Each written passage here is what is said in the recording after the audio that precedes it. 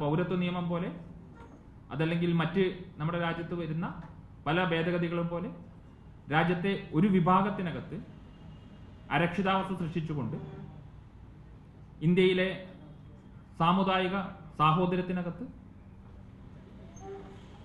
ഭംഗം സൃഷ്ടിച്ചുകൊണ്ട് ഒരു വിഭാഗത്തെ കൃത്യമായി രാഷ്ട്രീയമായി കേന്ദ്രീകരിപ്പിച്ച് തങ്ങളുടെ രാഷ്ട്രീയ ലക്ഷ്യങ്ങൾക്ക് വേണ്ടി മാത്രം ഉപയോഗപ്പെടുത്താൻ വേണ്ടിയുള്ള ഒരു ശ്രമത്തിന്റെ ഭാഗമായി അങ്ങനെയുള്ള ശ്രമങ്ങളുടെ ഭാഗമായി നടത്തുന്ന ഈ സമീപനങ്ങൾ ആ സമീപനങ്ങളെ ചെറുത്തു തോൽപ്പിക്കേണ്ട സാഹചര്യങ്ങളിലൂടെ നമ്മൾ കടന്നു പോകുമ്പോൾ ഇന്ത്യയിലെ ജനാധിപത്യ വിശ്വാസികൾ മതേതര വിശ്വാസികളെല്ലാം ഒരുമിച്ച് ചേർന്നുകൊണ്ടാണ് ഇതിനെതിരെ നമ്മൾ പോരടിക്കേണ്ടത്. അതിന് പല രീതിയിൽ നിങ്ങൾക്ക് ഇതിനെ പ്രതിരോധിക്കാം. ഇപ്പൊ ഈ കേസ് വരുന്ന സമയത്ത് തന്നെ ഇന്ത്യയിലെ സുപ്രീം കോടതി ഈ ആക്ടിനെ പൂർണ്ണമായും ചലഞ്ച് ചെയ്തുകൊണ്ടാണ് വിവിധ സംഘടനകളും വിവിധ വ്യക്തികളും ഒക്കെ സുപ്രീം കോടതി മുമ്പാകെ വന്നിട്ടുള്ളത്. അന്ന് സുപ്രീം കോടതി ആ കേസിനകത്ത് ആദ്യഘട്ടത്തിൽ എല്ലാ സംസ്ഥാന വഖഫ് ബോർഡുകളോടും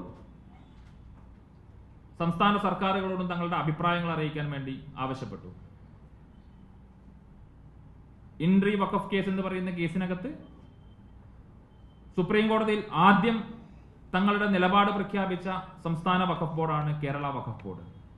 അന്ന് ആ കേരള വഖഫ് ബോർഡിന്റെ ചെയർമാനായിരുന്ന ബഹുമാനപ്പെട്ട advocate M K Zakir standing കൗൺസിലായിരുന്ന എന്നെ വിളിച്ചുകൊണ്ട് ഒരാഴ്ചക്കകം നമുക്ക് ഇക്കാര്യത്തിനകത്ത് നമ്മുടെ നിലപാട് കൃത്യമായി പ്രഖ്യാപിക്കണമെന്നും അത് സുപ്രീം കോടതി മുമ്പാകെ ഫയൽ ചെയ്യണമെന്നും പറഞ്ഞ്, എൻ്റെ ഓർമ്മ ശരിയാണെങ്കിൽ 2025 ഏപ്രിൽ 17-ാം തീയതി സുപ്രീം കോടതി ഇങ്ങനെ ഒരു ഉത്തരവിടുകയും എല്ലാ സംസ്ഥാന വഖഫ് ബോർഡുകളോടും സംസ്ഥാന സർക്കാരുകളോടും തങ്ങളുടെ നിലപാടുകൾ അറിയിക്കാൻ വേണ്ടി ആവശ്യപ്പെടുകയും ഏപ്രിൽ മാസം 25-ാം തീയതിക്കകത്ത് തന്നെ ഒരാഴ്ചക്കകത്ത് തന്നെ കേരള സംസ്ഥാന വഖഫ് ബോർഡിന്റെ ഇതുമായി ബന്ധപ്പെട്ടുകൊണ്ടുള്ള നിലപാടുകൾ കൃത്യമായി സുപ്രീം കോടതിക്ക് മുമ്പാകെ നമ്മൾ ഫയൽ ചെയ്തിട്ടുണ്ട്. അതിനകത്ത് കൃത്യമായി നമ്മൾ പറയുന്നത് ഈ ഓരോ സെക്ഷനകത്തും വരുത്തിയ മാറ്റങ്ങൾ, ഉദാഹരണത്തിന് സെക്ഷൻ 14 സെക്ഷൻ 14 എന്ന് പറയുന്ന വഖഫ് ആക്ടിനകത്തുള്ള 14-ാമത്തെ വകുപ്പ് പ്രകാരമാണ് ഈ പറയുന്ന ഓരോ വ്യക്തികളെയും നിയമിക്കുന്നത്, വഖഫ് ബോർഡിനെ നിയമിക്കുന്നത്.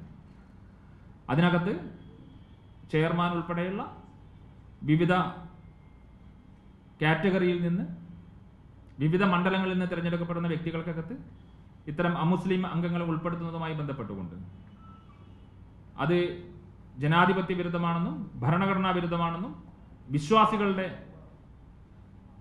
വികാരങ്ങളെ വ്രണപ്പെടുത്തുന്നതാണെന്നും ഇസ്ലാമിക വിശ്വാസത്തിന് എതിരാണ് എന്നുമുള്ള നിലപാടെടുത്തുകൊണ്ട് സമീപനമെടുക്കുന്നൊരു ബോർഡിനെയാണ് നമ്മളന്ന് അവിടെ കണ്ടിട്ടുള്ളത്.